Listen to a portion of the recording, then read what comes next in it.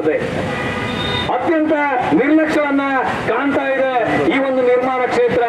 ಯಾಕೆ ಅಂತ ಹೇಳಿದ್ರೆ ಕಳೆದ ಹಲವು ವರ್ಷಗಳಿಂದ ಮರಳಿನ ಸಮಸ್ಯೆ ಬರ್ತಾ ಇದೆ. ಈ ಮರಳಿನ ಸಮಸ್ಯೆಯಿಂದಾಗಿ ಪ್ರತಿ ವರ್ಷನೂ ಕಾರ್ಮಿಕರು ಕೆಲಸವನ್ನ ಕಳೆದುಕೊಳ್ಳುವಂತ ಪರಿಸ್ಥಿತಿ ನಿರ್ಮಾಣ ಆಗಿದೆ. ಒಂದು ಹಂತದಲ್ಲಿ ಈ ಜಿಲ್ಲೆಯಲ್ಲಿ ಒಂದು ನಿರ್ಮಾಣ ಕ್ಷೇತ್ರ ಹಬ್ಬವನ್ನೇ ಸೃಷ್ಟಿಸಿತ್ತು ಕಾರ್ಮಿಕರಿಗೆ. ಎಲ್ಲೆಲ್ಲೋ ಜಿಲ್ಲೆಗಳಿಂದ ಬೇರೆ ಬೇರೆ ರಾಜ್ಯಗಳಿಂದ ಈ ಜಿಲ್ಲೆಗೆ ವಲಸೆ ಕಾರ್ಮಿಕರು ಬರ್ತಾ ಇದ್ರು. ಜಿಲ್ಲೆಯಲ್ಲಿ ಕೆಲಸ ಸಿಗ್ತದೆ, ತಮ್ಮ ಬದುಕನ್ನ ಕಟ್ಕೋಬಹುದು. ಆ ಜಿಲ್ಲೆಯಲ್ಲಿ ಕೆಲಸ ಸಿಗದಿದ್ರು ದಕ್ಷಿಣ ಕನ್ನಡ ಜಿಲ್ಲೆಯಲ್ಲಿ ಕೆಲಸಗಳು ಹೇರಳವಾಗಿ ಸಿಗ್ತದೆ, ನಾವು ಕೆಲಸ ಮಾಡಬಹುದು, ನಮ್ಮ ಕುಟುಂಬವನ್ನ ನಿರ್ವಹಣೆ ಮಾಡಬಹುದು ಅನ್ನುವ ದೃಷ್ಟಿಯಲ್ಲಿ ದೊಡ್ಡ ಸಂಖ್ಯೆಯಲ್ಲಿ ವಲಸೆ ಕಾರ್ಮಿಕರು ಕೂಡ ಬಂದಿದ್ರು.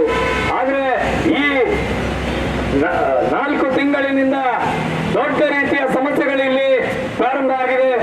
ಕೆಂಪು ಕಲ್ಲಿನ ಅಭಾವ ಸೃಷ್ಟಿಯಾಗಿದೆ, ಮರಳಿನ ಅಭಾವ ಸೃಷ್ಟಿಯಾಗಿದೆ.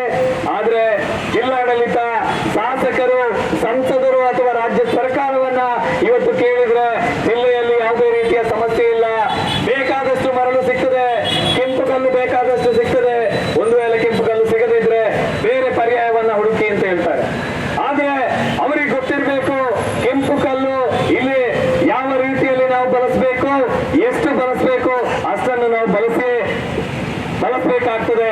ಯಾಕೆ ಅಂತ ಹೇಳಿದ್ರೆ ಒಂದು ಗಟ್ಟಿಯಾದ ಮನೆಯನ್ನ, ಗಟ್ಟಿಯಾದ ಒಂದು ವಸತಿ ಸಂಕೀರ್ಣವನ್ನ ನಾವು ನಿರ್ಮಾಣ ಮಾಡಬೇಕಿದ್ರೆ ಕೆಂಪು ಕಲ್ಲು ಕೂಡ ಅಷ್ಟೇ ಮುಖ್ಯ ಆಗ್ತದೆ. ನಾವು ಒಳಗಿನ ಗೋಡೆಗಳಿಗೆ ಬೇರೆ ಯಾವ್ದನ್ನ ಹಾಕ್ಬೇಕಾದ್ರೂ ನಮ್ಗೆ ಗೊತ್ತಿದೆ.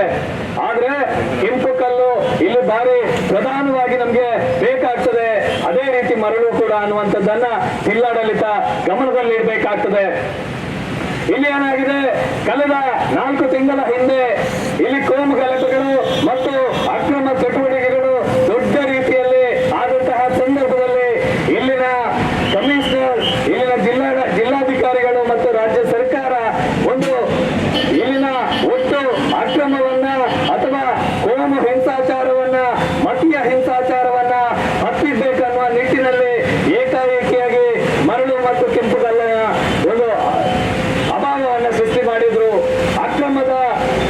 ಅಕ್ರಮವನ್ನು ತಡೆ ಹಿಡಿಯುವ ನೆಪದಲ್ಲಿ ಇವತ್ತು